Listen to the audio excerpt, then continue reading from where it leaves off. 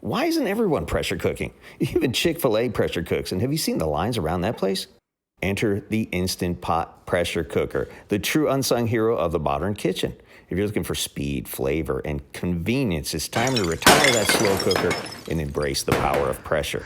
And yes, they're completely safe. All the new ones have a pressure relief stem, so there's absolutely nothing to worry about. We've been using them for 10 years and we're still here. And here's why pressure cooking is undeniably better than its slow and steady counterpart.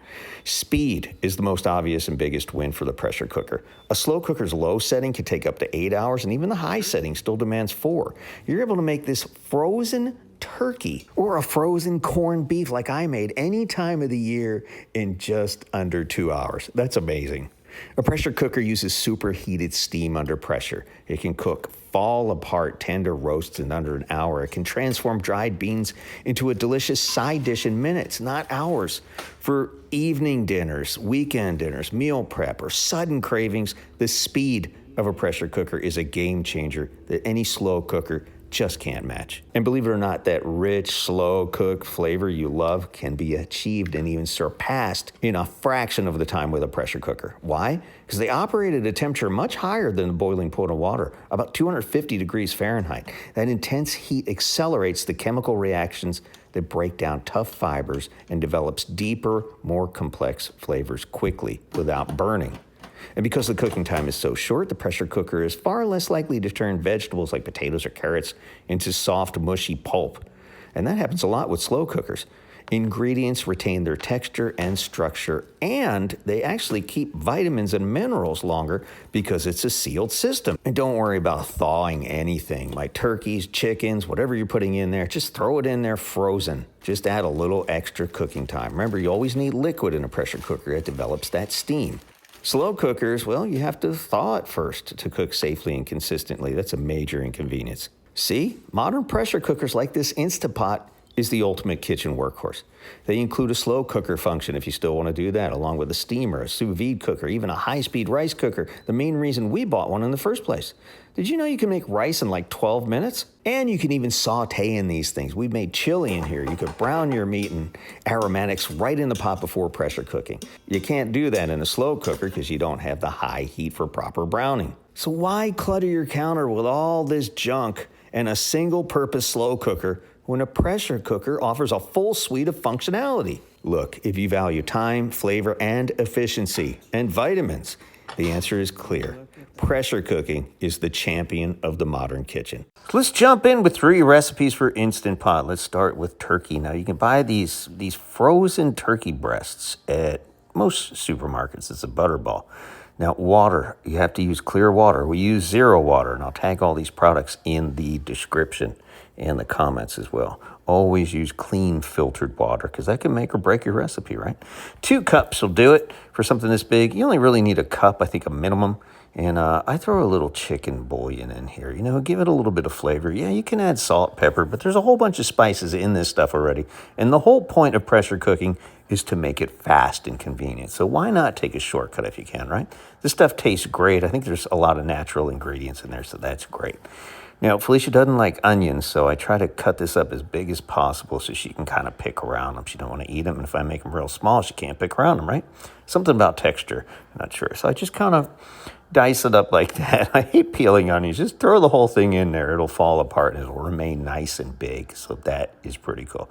Now, you can take these inserts out, which is great. It makes it really convenient because when you're going to open this turkey up, I mean, this is still mostly frozen, but I had to thaw it enough to pull this package away because I don't know why they stick this gravy. Stuff's awful. I never use it. I end up tossing it anyway. But when it's frozen, it's stuck so hard to that thing, you can't get it off. So you got to defrost it slightly. I'm talking maybe 15, 20 minutes. Put the insert back in the Instant Pot. Now, hey, cut the corners, right? Why not use some frozen carrots? It works great. And instead of celery salt. A lot of people don't like celery, but you know what, the flavor. Shh, secret ingredient. Don't tell anybody about this.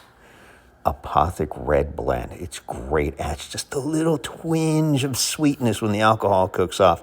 I put a little tequila in here too. Why not? It's super, not a lot because that's my sipping tequila. And of course, rosemary and thyme. Gonna add your traditional spices in here, make it all Thanksgiving, you know what I mean? And garlic. Just put a lot of garlic. Garlic's good for you. It's good for your heart. And it really adds some flavor too, especially on a turkey breast that's 2-3 pounds. And black pepper's good too. I think some of that was in the chicken mix, but I like to give it a little zing. Just kind of, you don't really even need to mix it around, because once this thing starts boiling inside, it's going to permeate the meat with all these juices. Just pop the top on. I threw a couple potatoes in there as well. And then I'm going to stick it on. Now, I usually do this. It says you only have to do it for about, I read you only have to do it for like 40 minutes to an hour, but I do it for an hour and a half. I do it for an hour and 30 minutes on custom. Why? I don't know. Just in my experience, it just falls apart. It's like pulled turkey at that point. It really, really cooks all the way through. Matter of fact, it was so good, I didn't even have time, so I had to use that stock butter. All right, let's go to Instant Pot Chili. I have won a competition with this, all right? Now, I use this not for pressure cooking because it might burn. You don't want to do that. I'm using ground sirloin, some better quality ground beef. Drop it in there, frozen solid. It doesn't care. I'm going to use the saute function on here. I'm never going to pressure cook this chili. I tried it before with potatoes and rice, and I did get a burn notice. This thing's smart enough to tell you, hey, it's burning before it does any serious damage on here, and it will shut itself off. So I'm just going to defrost it in here and just kind of scrape it off a little bit. This takes maybe 5-10 minutes to get it all done, and then it will begin to saute and brown it really, really nicely.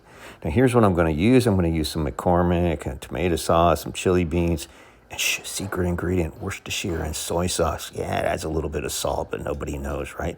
A lot of people just dump a whole bunch of salt, but there's something about the ingredients in Worcestershire, and I think there's actually soy sauce in there too, so I'm kind of double salting, but it just really gives it that and put it in there right before you add anything else and let it soak in and kind of brown up a little bit for a minute or two with that and a little bit of soy sauce. Not too much because you don't want to make it super salty. And oh my God, it is so good. And that is my secret ingredient. Please don't tell anyone, okay? Trademark, copyright, patent, whatever. So mix that around, brown it up real good. Give it about a minute or so, minute and a half. Then you can start to add the rest of your ingredients. Tomato sauce first so it doesn't burn. And mix that around a little bit so it doesn't burn. And I dump all the bean liquid in there too. A lot of people strain it, and that liquid's good, man. It's like bean juice. You want that in there. It's so good. And some black beans too. I like to mix it up a little bit with beans. Some people just like chili beans. I like to put a little black beans. Mix it up, gives it a little bit of variety. This is my secret award-winning. Oh, don't tell anybody about this too. Again, convenience and speed. McCormick chili mix. Excellent. It's got all the peppers and the cumin already in there. Otherwise, you're going to have like 5 different spice jars and you're adding a little bit and you don't know how much to add. And this is just perfect for a 2-3 person chili sitting. You probably even get 4 out of here. All right, so I'm going to turn my saute down to low now once I start doing that, because now I'm going to have to jump and make some rice because I want some rice with it. And just let it sit on there. On low, it's not going to burn. On high, it's going to start popping all over the place. Now, I have another Instant Pot here, okay? I'm just going to do a cup of rice. We just have 2 people here, and 1 cup's enough for 2 people. I even had seconds, and there was just enough. If you have any more than 2 people, you're going to want to go 2 cups. And it's 1.5 cups of water for 1 cup of rice when you stick it in here. It's like a rice cooker, and this is the primary reason we bought this in the first place. We're like, hey, 2 birds with 1 stone. Let's try pressure cooking, and then we just really got hooked on it. But the main feature is rice as a setting, 12 minutes. It does take a little while to develop that pressure and heat up. And you'll see this thing pop up. And as soon as you see it pop up, you know it is starting to apply that pressure and cook. And there it is. After 12 minutes plus the time it takes to develop that pressure, it's probably another 10 minutes or so. So 20 minutes or so, your rice is ready to go. No built up steam in there. Just twist that top off and rice is always perfect. Just 1 cup of rice, 1.5 cups of water. You can put a little bit more in there. It can get a little mushy, so be careful if you don't like mushy rice. This is always perfect. You can even add seasoning. Some people use chicken broth in here, but since I'm doing the chili, I've got a lot of flavor going on in there. I didn't add anything. I just threw the water in here, and it was ready to go. Look at that. So in that 20 minutes or so, my chili's still sauteing on low. It's still mixing and permeating the flavors into the ground beef and the beans. It's so good. And there it is, Instant Pot chili, so good. Move on to corned beef and cabbage. Why wait for St. Patty's Day? This is available all year. Now, I need to warn you, corned beef is a little pricey. Not sure why it is. Really, it's just beef and brine, but I don't know. What do I know? using my Wyzeka. Thank you to our friends at Wyzeka for donating those knives to our cause. I'm just going to take the first couple of layers off and then just kind of quarter it. Now, I do have a 6-quart Instant Pot. They do make them in 8. I think there's even a 10. I'm not sure, but this will take up a ton of space. And if you're going to want to put potatoes in there, you're really going to have to be sparing on your cabbage. Just kind of cut it up as small as you can, but it does take up a tremendous amount of space. I think I used half of it in here. And there it is. Look at that, $28 for just under 2 pounds. It's just pricey, man. So cut that on. Now, a lot of people recommend washing this off. And in retrospect, I wish I didn't, because it wasn't as salty as I normally have it. So I wish I had left the brine in there. So it's up to you. Some people say rinse it to get the briny stuff off, the salt, and there's the secret package in there with the spices. That's really nice. And again, saves a ton of time. You don't have to go hunting for mustard seeds and all that fun stuff that you might not have in your spice rack, because it's not something you use all the time, you know what I mean? So I gave it a nice little bath, and then again, I probably won't do that again. The first time I made it, I did not, and somebody told me to do this, and I'm sorry I did. So there's the spice. To just kind of drizzle it on top of the corned beef itself. It'll lay there nicely. It's starting to defrost now. It's getting kind of sticky, and the moisture will hold it right on there, and that's nice. It cooks right through, and you don't even see. People are going to think you got these hard seeds in there, but they kind of soften up during the pressure cooking. And again, secret ingredient, the frozen carrots, right? Why get, I mean, if you can do fresh carrots, if you have time, do it, but you're not going to really know the difference. And again, I'm going to just chunk my giant onion in here. Regular old onion, just cut the sides. I hate peeling onions, can you tell? And I'm just going to throw that whole thing in there. I'm going to cut it in half and dump it in there so you have the onion flavor. Now, if you don't like the texture of onions, you could just throw onion powder or onion salt in there. And that's all you need to do is just take all that stuff off. I'm going to throw that in there and give it a little bit of onion powder, a little onion flavor. I should have used onion powder. It takes up less room.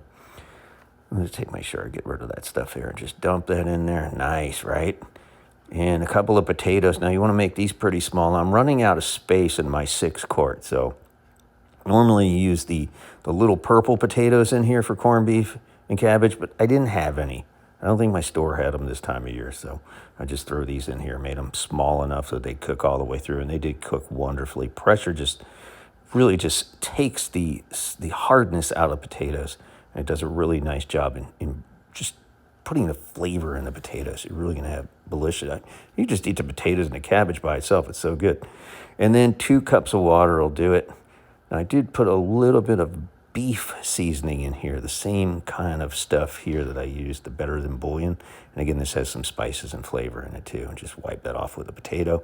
And of course, a little Apothic red blend, because it's good with everything. Red, white meat, I don't care, it's good. It just gives it a little bit of a sweet kind of a flavor. And it's kind of a nice little touch. I've never gone wrong. Nobody's ever complained about it, right? And then just twist that bad boy on. And it's pretty full, man, but don't worry about it. The cabbage is going to cook down, and you'll have plenty of room in there. So I'm going to do that for an hour and a half. And after that's done, you could have done this for an hour as well. But an hour and a half, again, for this and the frozen turkey seems to be right about the right amount of time to give it that nice, tender feel where it kind of falls apart. Now, this was a pretty fatty piece. I had a giant wad of fat underneath it, but it was real simple to cut off. So I just sliced that off and got rid of it, because nobody really wants to eat that, right? But you do want to cook it with it, because that's what gives it the flavor. Look at it just falling apart. Corned beef is so good. I don't know why people wait all year for this. I have it a couple times a year, just for no reason, because it's Tuesday. Why not? Enjoy the normal, as I always say. And look at that, just slices so easily. So good, so delicious. So 3 wonderful recipes for your Instant Pot that are quick, something you can do on a whim. And again, here's those potatoes and carrots and cabbage. This is a meal right here. I save this stuff too. Some people eat it like soup. So good. You put some beans in there. Oh my God, so good. And the carrots cook nicely because they're already cut. So Instant Pot, making it convenient, making it quick, and flavorful meals, better, in my opinion, than you can get with any slow cooker. Hey, drop your pressure cooking tips or recipes in the comments below. Thanks for watching.